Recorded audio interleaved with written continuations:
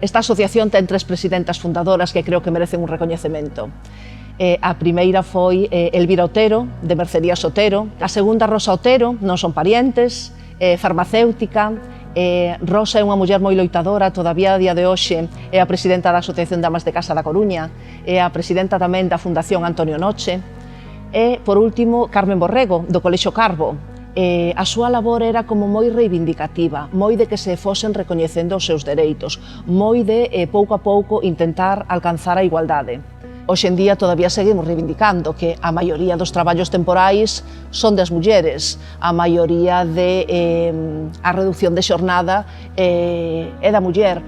Nas xubilacións as mulleres temos moitos puntos todavía por debaixo dos homes. Por que?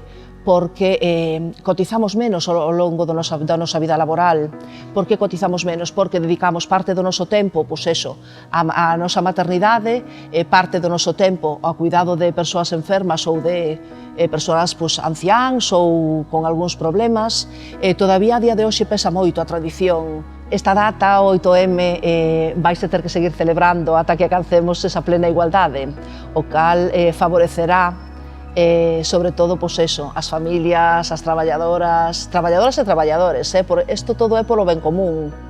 Entón, pois nada, non é solamente unha data de mulleres, é simplemente decir que é unha data de homes e mulleres.